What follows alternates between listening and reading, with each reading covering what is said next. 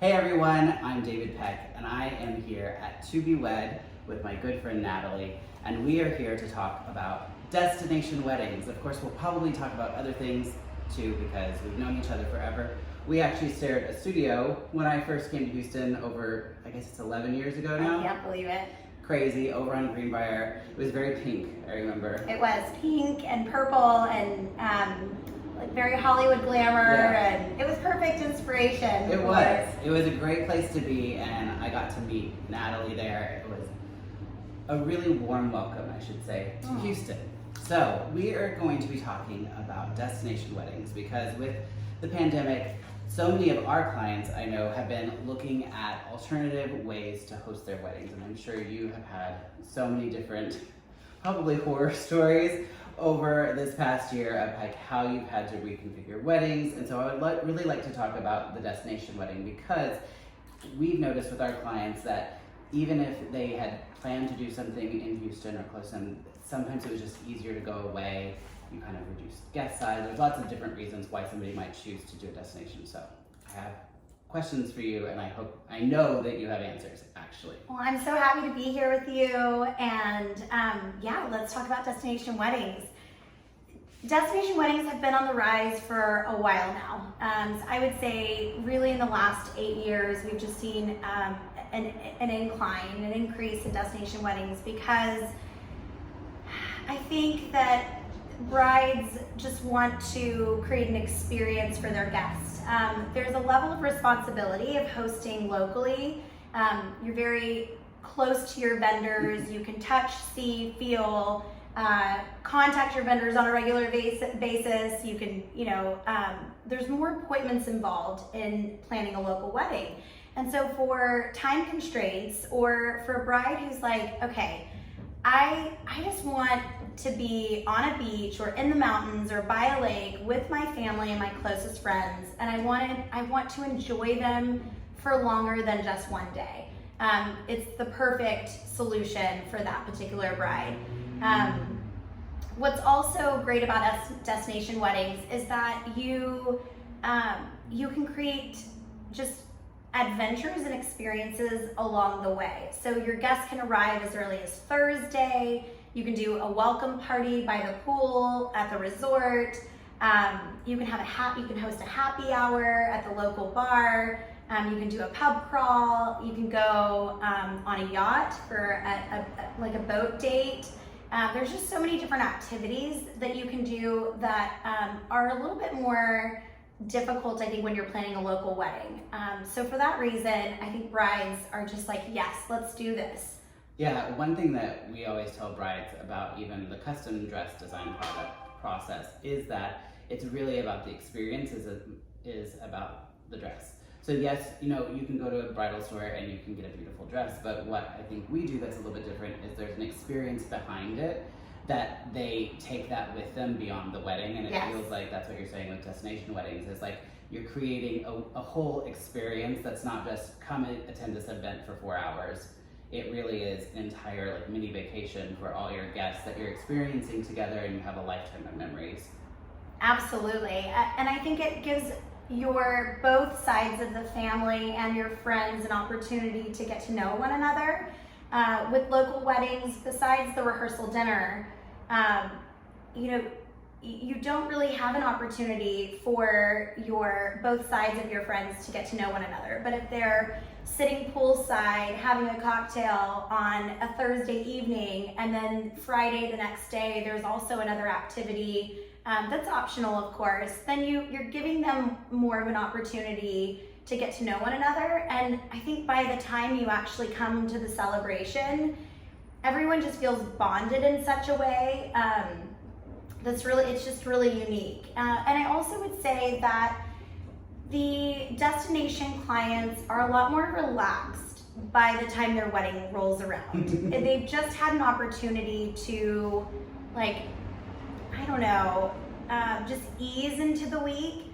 So I always recommend that my clients get to the destination location as early as Tuesday, or Monday if it's possible, but as early as Tuesday. That way they have a good 2 or 3 days just to enjoy the island or enjoy that destination with their partner before they really take on the responsibility of entertaining their guests. Because truly, you're a host and a hostess. You have to be ready to entertain your guests. Everyone wants your attention. You're the focus of that weekend, and I think that if you're just thrusted into that, it can be a little overwhelming, and you miss out on moments.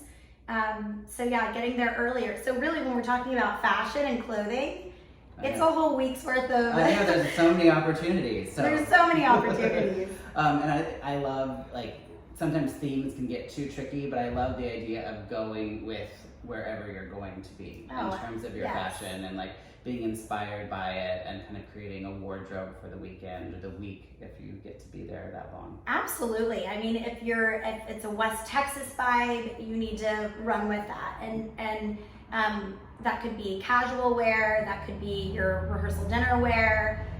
You can even have your guests kind of play along with the theme. So if you, for a destination wedding that we have in Bernie, we're encouraging everyone to wear cowboy boots and cocktail dresses. So it will still be elevated, but appropriate for that scenery. But I'm even thinking about like West Palm Beach or Palm Springs, or so many sources of inspiration. I mean, so many. And just seeing that everyone is kind of working together. I think it's really beautiful when even your guest. I think it gives guests a direction too, because sometimes I've noticed with weddings in Houston, if they're at a slightly odd time, or the guests perceive it as a slightly odd time, they're like, "What do I wear? Is it black tie? Is it cocktail? Is it in between? Is this too much? Is this not enough?" And like, it can kind of get a little iffy. Whereas if you have a destination wedding, I feel like people feel more inclined to go with the theme and kind of will dress accordingly and still be formal enough, I'm sure, for the event, but it gives them a little bit more freedom. They're not hopefully as stressed about it, unless they don't like the theme, and then you can't. Maybe this wedding's not for you. Well, I think one of the trickiest things is black tie optional. We really discourage that wording. It's so ambiguous. How would you feel if you went through all the effort to wear a tuxedo to a wedding, and then you show up and mostly everyone's in suits, or if you wore black tie attire and then everyone's in cocktail attire? I like to be very clear on attire so that we're capturing the essence of the event. Which is something that we discuss with all of our clients, including destination clients, the 3 E's. We talk about emotion, we talk about environment, and then experience. So what are, I have clients who say, I really want it to be laid back and just warm and inviting and just a party. Well, so when I say that, or when this client says that, what are you imagining the attire to be? Yeah. Oh, I guess you're asking me. Yes, I'm asking you now. Well, I would imagine easy, relaxed looks, but still with a sense of glamour. Like, maybe long, simple things. That's one of the things when we tell people when they do get that black tie optional. I was like, it's always better to go simple and long than to like go sparkly and short. Because it's better to kind of fade away than to stand out in like the wrong way. So like, to me, like when you have like that kind of laid back, glamorous or casual vibe, like you can do so much with it, and you don't have to be super stuffy about the way you dress. And it could also be the difference of just accessorizing and just bringing different accessories that kind of speak to different styles, or something more elegant or something more laid back. But and then you have clients who say, when my guests walk into the doors, I want them to be jaw dropped. I want people to stand up a little bit more straight, and I want this to be an incredibly elegant event. Well, then of course it's black tie. You can only create that kind of ambiance with fashion. I think that's what's really incredible about weddings, is that it's very much about the bride and the groom and their attire and their entire wedding party, for that matter. When we are picking out color palettes for the bride and groom for their wedding, that also includes a color palette for the attire. So, for example, if it's a spring wedding, and I don't think that seasons own colors.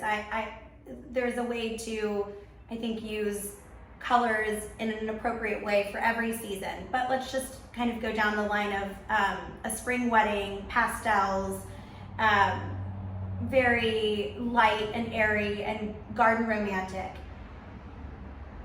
We need to give some parameters to the family members and to ushers and house party, because they can't show up in a red gown or in a royal blue gown. It doesn't matter how in that color might be, they're gonna stick out like a sore thumb when you're taking group portraits. So it's really important that everyone is working together and that the bride and the groom communicate their color palette.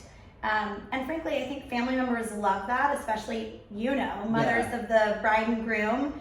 They need direction. They do, and it's something I've learned very much recently, and also being a parent, is that boundaries are important. And people respond really well when they know the limits. Yes. They may not like them at first, but it really does help to give them a sense of security, and it's not a free-for-all. Yes. So, that being said, we have lots of questions that you want to get down. And so I want to ask the most awkward question first, because nobody ever wants to talk about money. It's a big topic. And so obviously people can do destination on a budget and they can go all out, and it could be, the Ritz in Paris, and it can be all kinds of crazy things and like a huge world tour.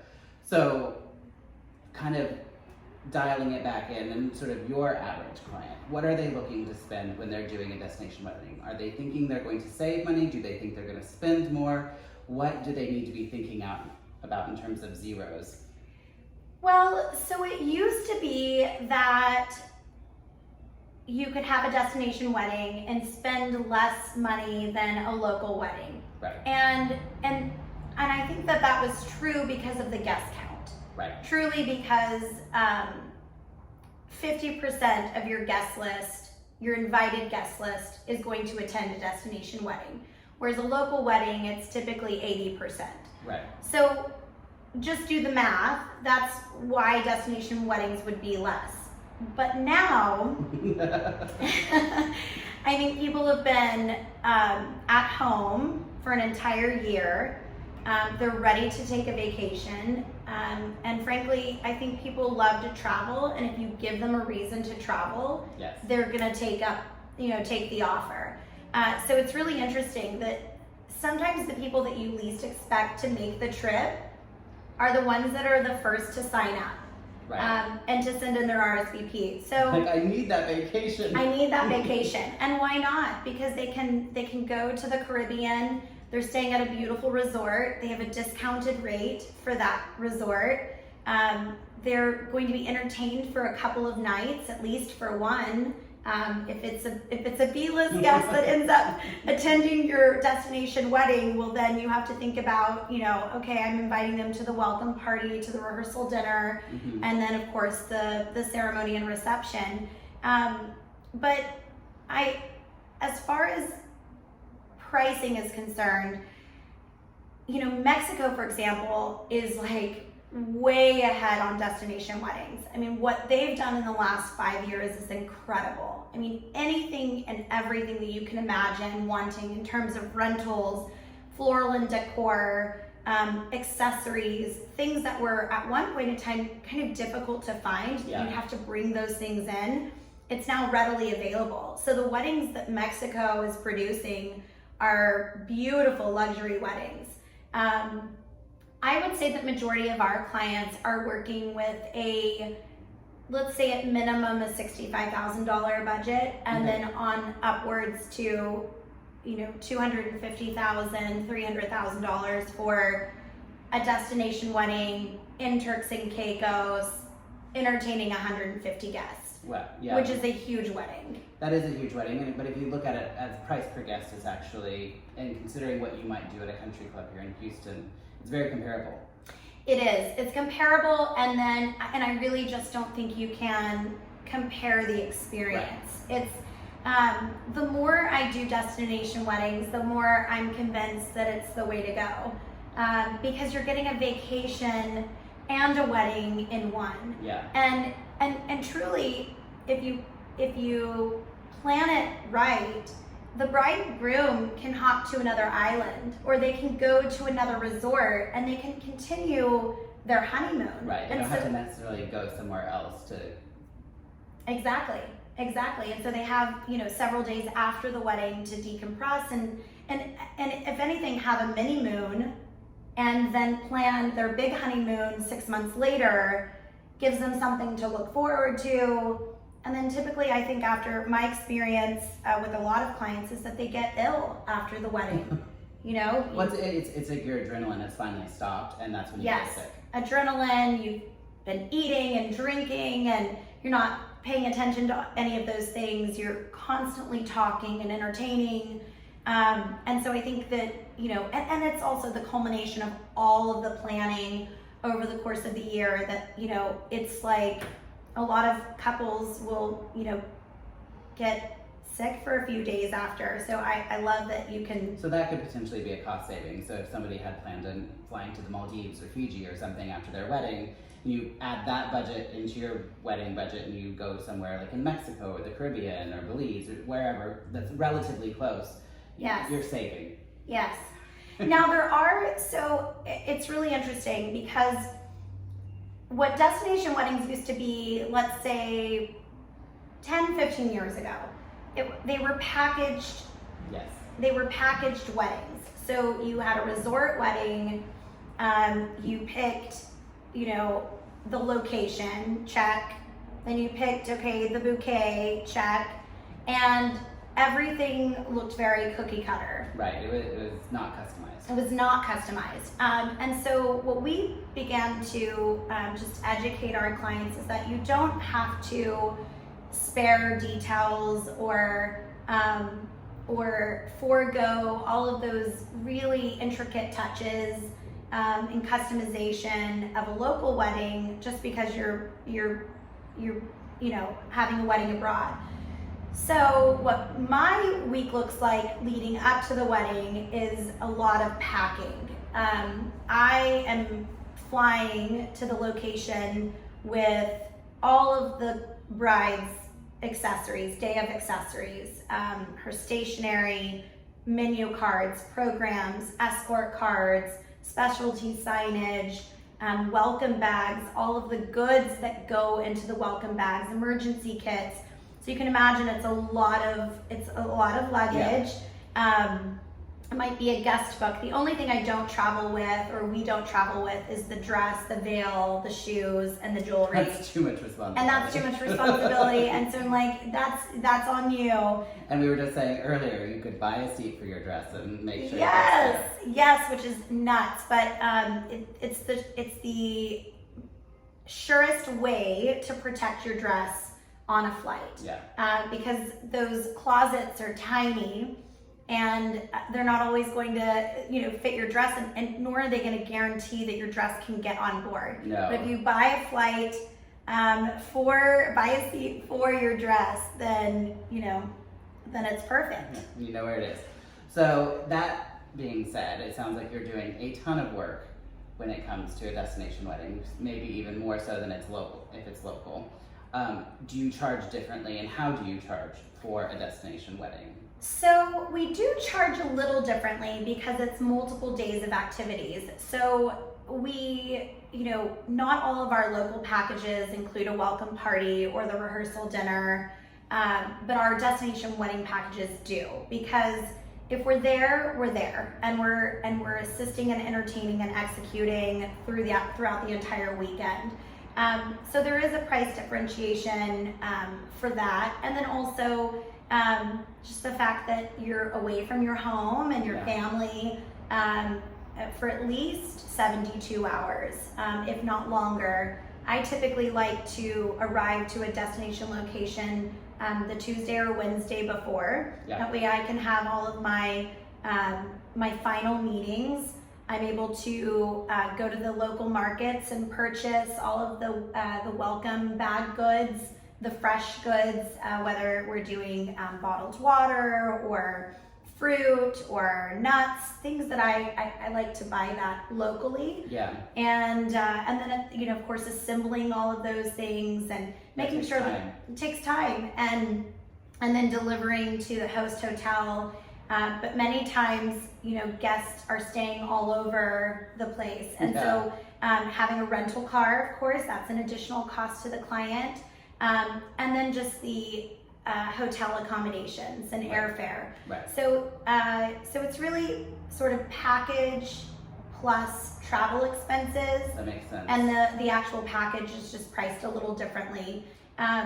But do you do a flat fee, or is it something that's based on their budget, because that determines the amount of work? We do charge a flat fee. So and everyone charges differently. I prefer a flat fee because I feel like it just creates I think transparency. The client doesn't feel like you're just upselling them because you're going to get a percentage back of whatever. That's exactly right. I would never want the client to feel like I have skin in the game, and that their purchases are that I'm influencing their purchases because there's a commission involved. So we do not take commissions or any kind of kickbacks. In fact, we pass that along to the client. So we have lots of vendors who say, gosh, we want to collaborate with you. We'd love to work with you. Can we offer you a 10 or 15% commission? And we say, gosh, thank you so much. That's so thoughtful. We'd love to pass it along to our clients. Yeah. And that way we're building value all along the way. My hope is that by the end of the process, we've really, in fact, paid for the service. We've saved the client money. We've helped them or prevented them from making mistakes and decisions that could be very costly. Right. But let's be real. This is a luxury service, local or destination. Having a wedding planner by your side, helping you make every decision about your wedding, whether it be color palette, fonts, attire, food, cake, flavors, all the many decisions. It's a luxury to have someone helping you throughout the process. As far as execution-wise, I think it's a necessity. I don't see it as a luxury. I see it as a must-have. I can't imagine spending all the time and energy and the financial investment, the many sleepless nights, I'm sure, as you're thinking about, dreaming about your wedding, than to try to execute it on your own. Right. Which brings me actually to one thing that your viewers need to know, is that there really is a difference between a wedding planner and a resort coordinator, or right. what the resort would call is the resort planner. Right. I think a lot of people think, oh, I'm having my wedding at this resort. They have their own coordinator. They're going to do all this stuff. I don't necessarily need a wedding planner to do it. So what is your pitch, I guess, to say that you do need that planner in addition to whatever coordinator? Because a lot of country clubs have coordinators as well. Yes, they do. And they're not necessarily planning your wedding. No, they're not. You always have a point person at the venue, whether it's they're called a facility manager or an on-site coordinator. Some call them wedding planners, sales coordinator. But that particular individual is really focused on it's focused on fulfilling the contract that you signed with the venue. So if that means tables, chairs, audio-visual needs, champagne in your room at a certain time, charcuterie and cheese, for the ladies' brunch while you're getting ready, those are all the responsibilities of the venue. But when it comes to placing out your menus or being responsible for the alphabetizing the escort cards or the place cards, or making sure that the cards correspond with the place setting, actually getting you down the aisle, lining you up, assisting with pictures, running the timeline, exactly. There may be a few venues who offer that service, but I would say by and large, they don't. And so at that point, someone in your family or in your camp has to step up.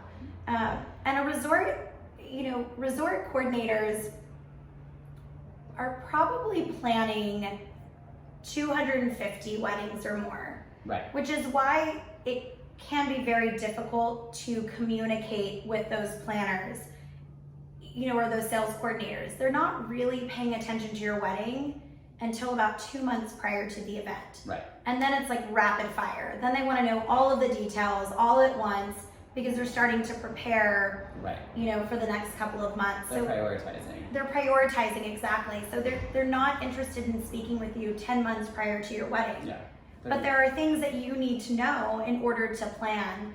So it's just, it's something to really think about. It's, of course, it's an investment. You've been planning all along stateside, let's say, or locally with your wedding planner. And for that same person to be able to travel to that destination and execute everything exactly the way that you planned, it's invaluable. It's invaluable. So that leads to my next question, which is, where are you recommending people go now? Like, are there like top 3 destinations? Yes, well, right now our destinations really are focused around the global pandemic. So we are choosing locations that are easy to get to. Fiji sounds amazing and wonderful, but not so easy to get to right Not now. so easy to get to. Well, even pre-pandemic. And then once you're there, it's an arm and a leg. So yes, you afforded to fly to Fiji, but everything is expensive. So you have to also think about your guest list. If you're 23 years old and getting married and having a destination wedding, and you're the first one of all of your friends to get married, you can guarantee that they're not going to have a lot of, their budget is going to be limited in what they can invest in attending your wedding. Yes. And so you might choose an all-inclusive resort in Mexico that's a 4-star or higher resort, but that has that flexibility, or the food and beverage package kind of... It's not a surprise to your guests. They kind of know what they're getting into when they say yes, whereas if you go somewhere else that's maybe a la carte, it's like all of those little things start adding up. Yes. And especially if you're early on in your career, that can be a deterrent to even attending the wedding. Absolutely. I mean, absolutely. You might, but then you look at your guests and you say, gosh, everybody on my guest list is well traveled. They guarantee they're taking 2 trips a year. This will be one of them. They're accustomed to staying in a luxury resort, an a la carte resort. Well, then of course you can then choose something, more elevated. You can choose your location based on that. But also, not all of your guests have to stay at the resort. So they have the option of renting an Airbnb or a VRBO, or staying in another hotel where they have points. So though you would love for people to stay on site at the resort that you've selected, you just have to accept that at least, I would say 25% of your guests are going to stay where they want to stay. Right. So you would say, you're recommending people travel somewhat close, whether it's Mexico. I think Mexico, right now my favorite locations truly are stateside. I think there are plenty of locations in America that are open. Florida is open. Mexico is open. The Caribbean is open. Yes, they do, the Mexico and, I know the Caribbean. The Caribbean is requiring a PCR test. But again, it's flexible, it's open, and they're welcoming travelers. I would not choose Europe right now. No. It's closed. Even if you could get in, you might not get back out. Exactly. I had a wedding scheduled in Banff, Canada. Oh. For this May. No, in Canada, I know because I just looked. It's still requiring 2 weeks of quarantine. Exactly. If you're vaccinated. So that wedding was canceled, or postponed rather, but not postponed to a later date in Canada until they open. So we're looking at places like Jackson Hole, Wyoming, and really South Dakota. I mean, there are really some amazing destination locations right here in America, and I love that we have people traveling from all over the world, to the United States, right. Because we have some of the most beautiful geographical locations. We have beautiful landmarks, we have beautiful cities. So I'm definitely pro USA. Like, come to There's no place like home. There's no place like home, and it's an easy flight. Or drive, and some people love road tripping. I guess, which also brings me to Texas, right? There really is no place like home. Texas is on fire. So Texas is a fabulous destination location for anyone. I think coming, Austin, of course, Dripping Springs, Boerne, Fredericksburg, New Braunfels, even the Fort Worth, Dallas area. I'm hearing just some really cool spaces. And Round Top, we have 90 miles away. We have this precious little town that's now a year-round town.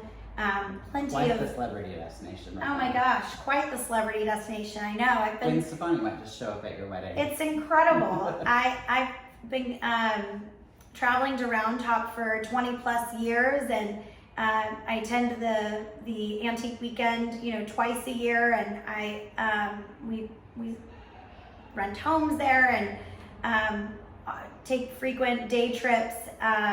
It's a perfect destination location for a wedding. Whether you want to do something tinted, with a tent, you can put a tent almost anywhere. Yeah. But also there are lots of venues in that area.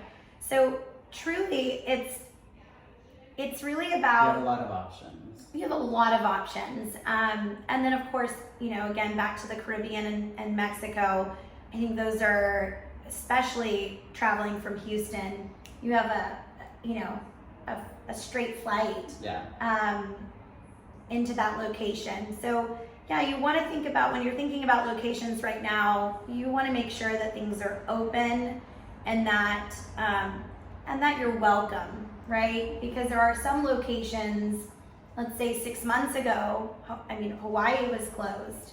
And so you couldn't have a wedding in Hawaii. You had to relocate to another destination.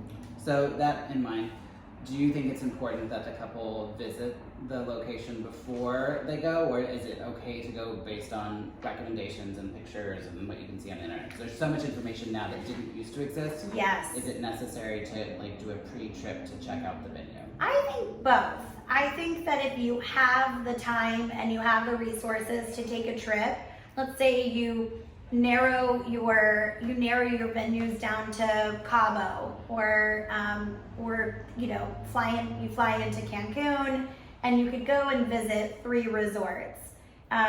Sure, you have the time to do that. I've had clients in Turks and Caicos who have traveled, and they've stayed a couple of days at each resort and really got a feel for the town. They ate at restaurants that we recommended. They got to really experience it for themselves to see, is this something that our guest would like? Is this something that our guest would be comfortable? Do they feel safe? And so I think that if you can visit the locations, awesome. If you can't, for whatever reason, time, money, your schedules, or whatever it may be, then there is so much information. Even Google Images, going to photographers' blogs, virtual tours. There are so many resources that that you can rely on just to say, hey, they've done this over and over and over again, and my wedding planner is recommending them. We're good. I'm good. I don't have to see it. Which is why I love the destination wedding client, because there's already a certain level of trust that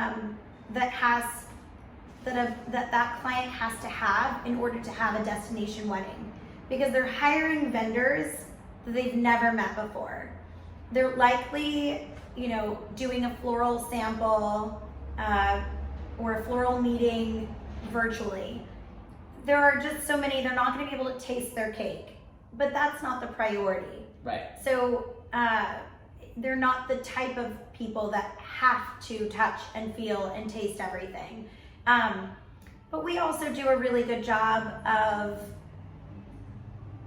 creating our design boards to include all of the visuals and all of those details so that the client knows what we're working towards. Right.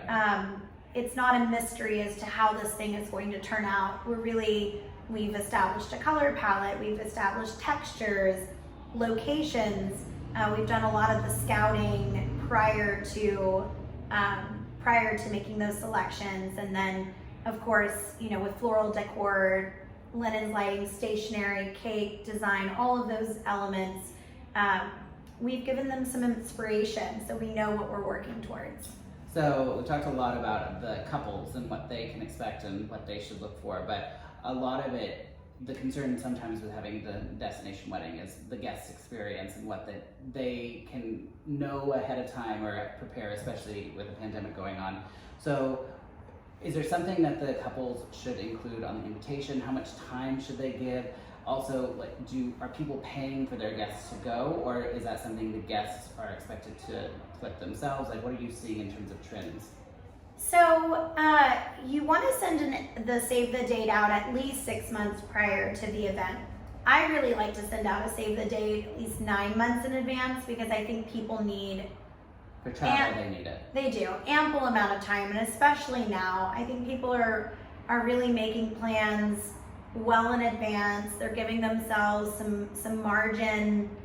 I think, especially if you are in a group of young people who are getting engaged on a regular basis, you're just kind of in that wedding engagement time of your life, which is less and less for me.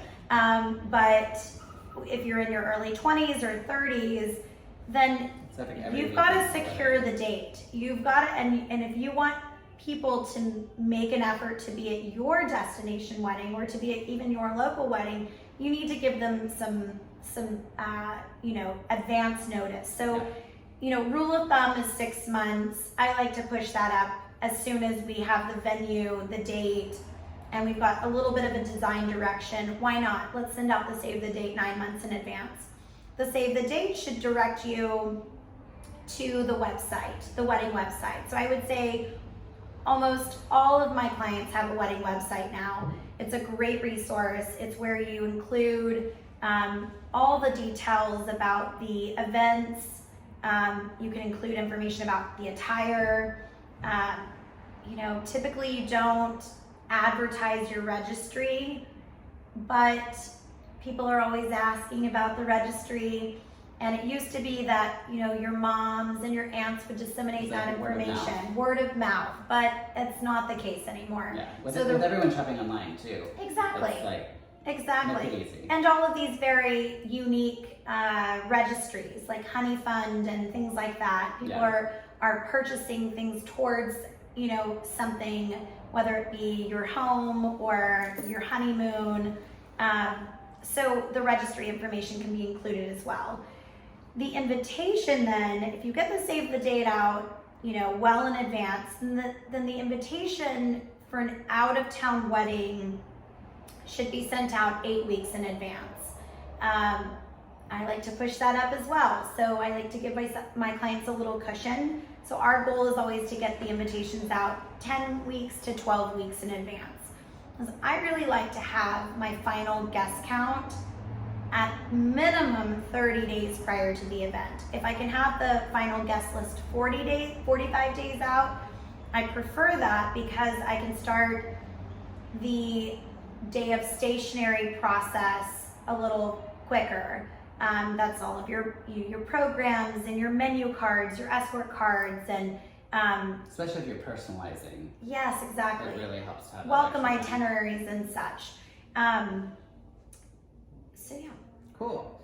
And then in terms of like, are you seeing, especially maybe for smaller weddings, where the couple pays for the guests, or is it Yes. what should couples expect to pay for their guests, and what should guests expect to kind of cover themselves?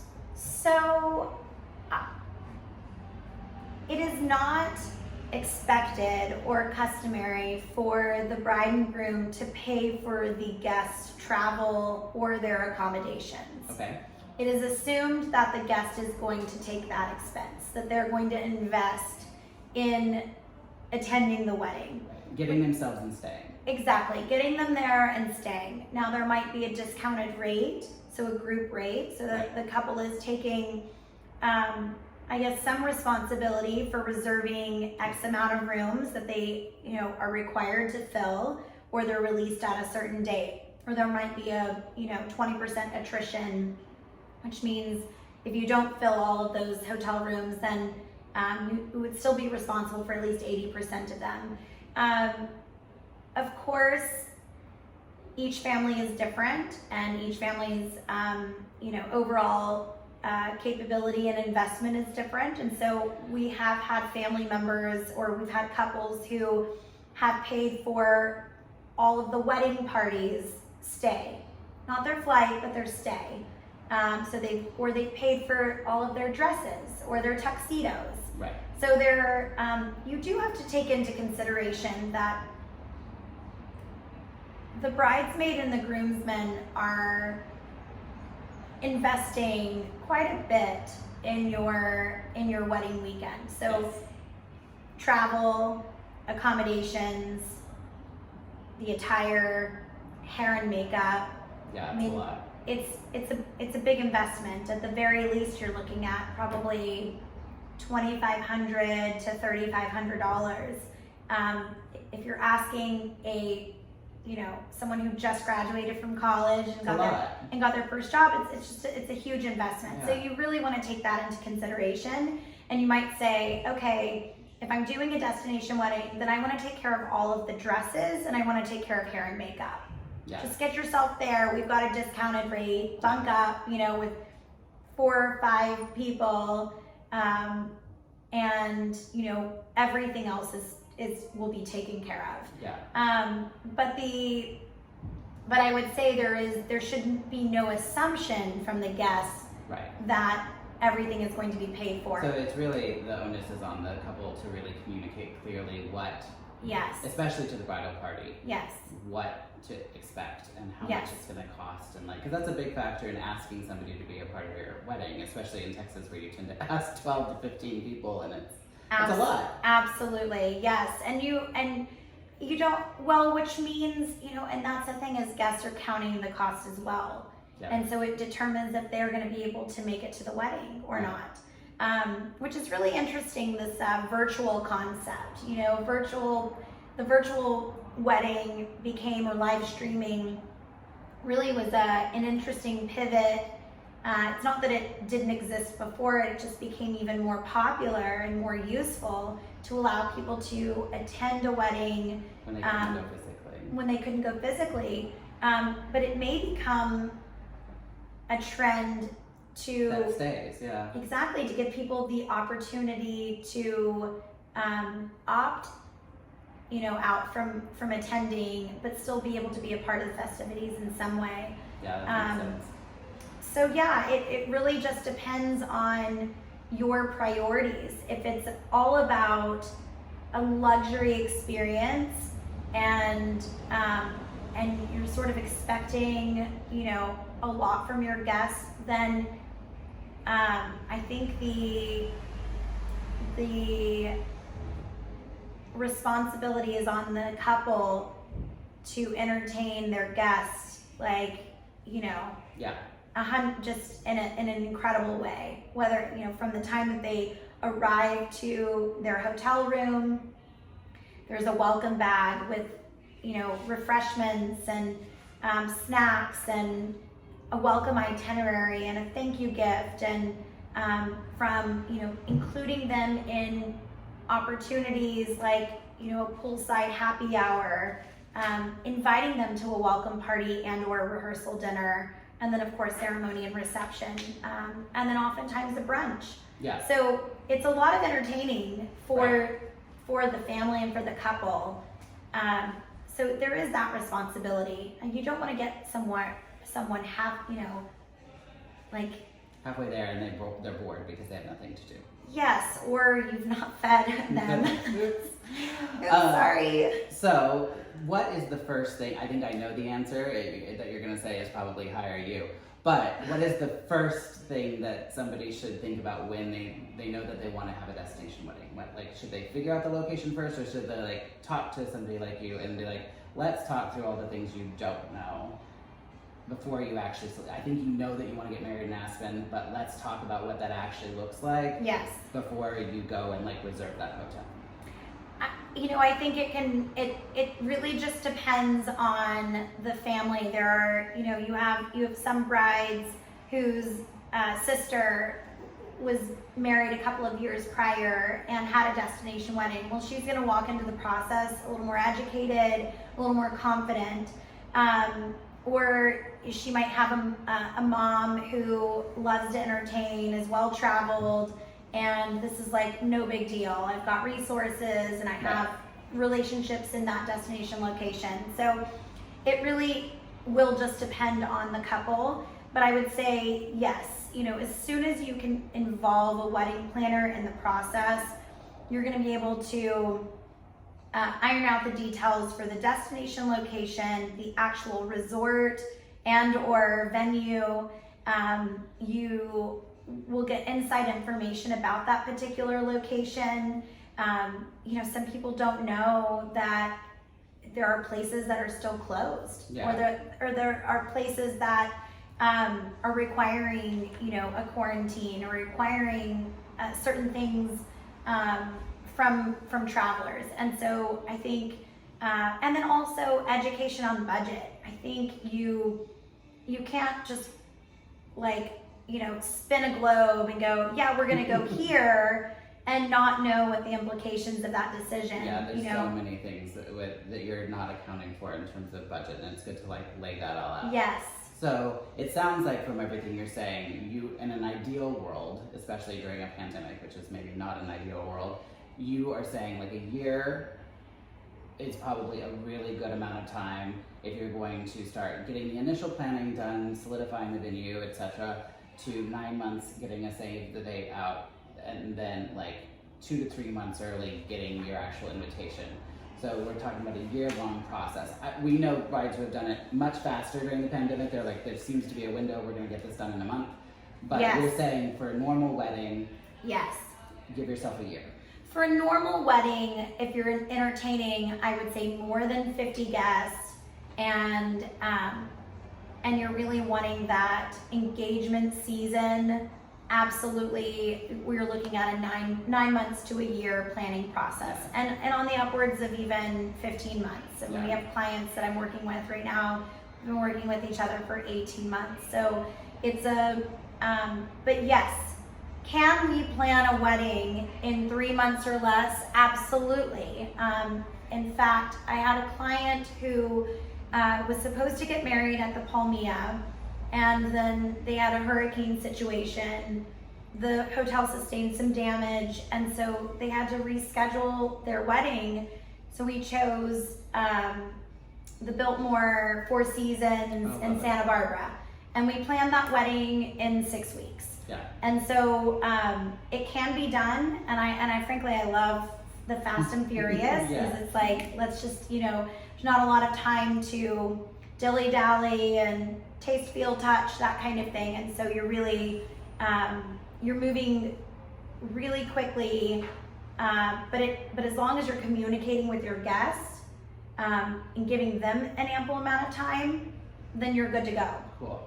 Because of everything going on, do you recommend that clients get wedding insurance? Does it help, or is it just one of those expenses that it doesn't, if something happens, it doesn't really help anyway? What is your feeling? I think it's a wise investment.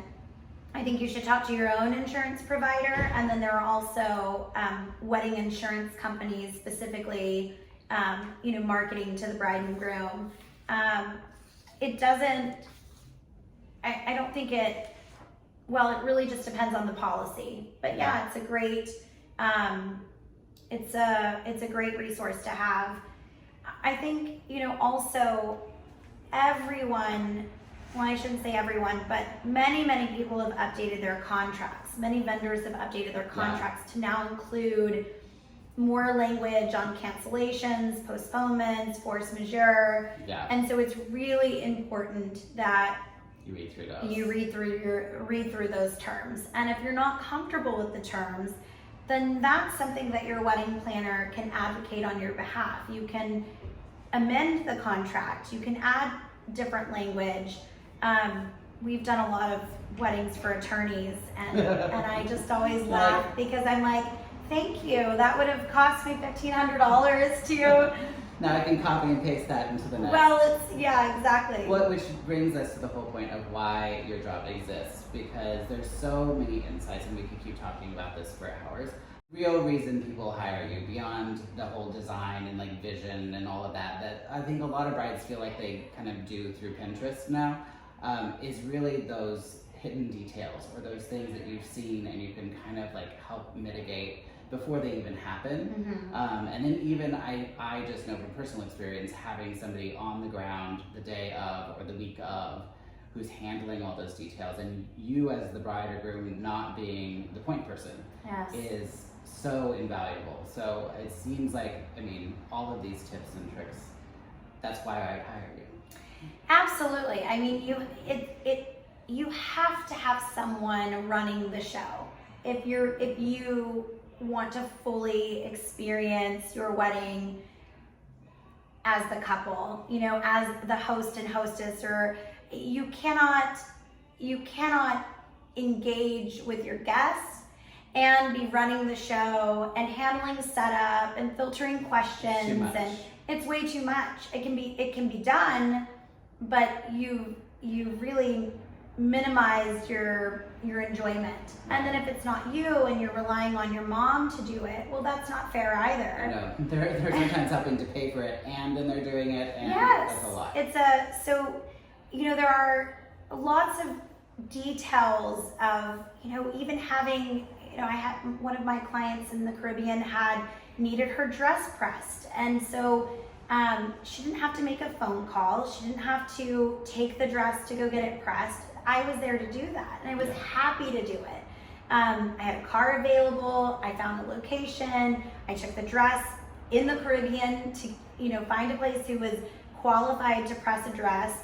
And so there are things like that you just can't put a price on that. It's really, our whole goal is for the couple to arrive to the location and to be on vacation. That's it. You're on vacation. You should be on the beach with a pretty drink, an umbrella drink, sunbathing, no lines though. So no, sunscreen and no lines. Please don't mortify me. But just to enjoy this experience, and that's why you planned a destination wedding. But you can't do that unless you have full trust and you can rely on your wedding planner who knows you inside and out. And believe me, we are, I don't know why we should have like a psychology degree. I say that all the time. I say that 90% of my job is psychology. It is. It the really reason is. you have a designer, the reason you have a wedding planner is because you also probably need a therapist. That being said, thank you so much. Planning a wedding forces you to need therapy. It's not like you needed it before or anything, but we're all fine. We're all fine. We're great. We've Don't survived the pandemic. We're all fine. No, but it really brings things to the surface, and when you have someone who knows your pressure points or knows by this time what aggravates you, what irritates you, or particularly, it could be a guest that kind of is like, oh my gosh, this could be. You need somebody to run interference. Yes, really you need to have a person who knows when to cut your crazy uncle off at the bar, okay? And we're that person. Yeah, I'm usually that person. But you're the crazy uncle? I'd love to be the crazy uncle. You are not the crazy yeah, uncle. Probably not. I'm usually in the corner just people watching.